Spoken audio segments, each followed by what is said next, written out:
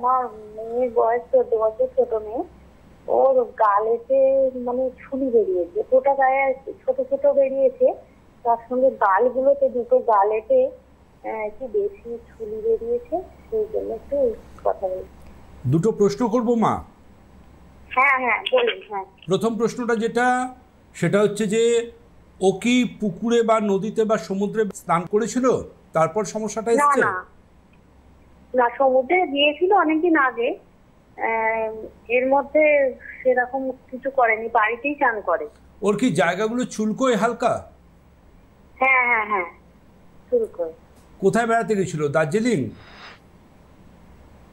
Hello, দার্জিলিংয়ে বেড়াতে গেছিল? হ্যাঁ হ্যাঁ হ্যাঁ, দার্জিলিং বেড়াতে গেছিল। সেটা বলুন।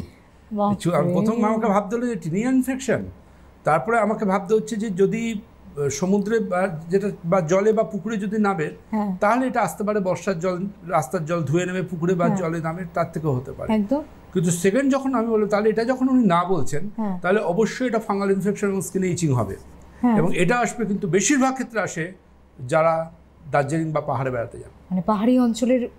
এবং এনারা কি এনার বাড়ি থেকে বেডশিট নিয়ে যান না, হোটেলের বেডশিটে শোন, হোটেলের ব্ল্যাঙ্কেট ইউজ করেন, যেগুলো ফাঙ্গাসের আতুর ঘর।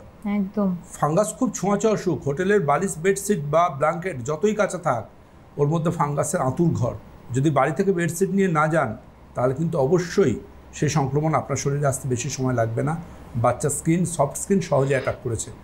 আপনি ইমিডিয়েট বেসিসে চেষ্টা করুন, যদি কোনো ডেট পেয়ে যান অ্যাপয়েন্টমেন্টে, আমার ক্লিনিকে এক্সপার্ট টিমে হোয়াটসঅ্যাপ করে রাখুন।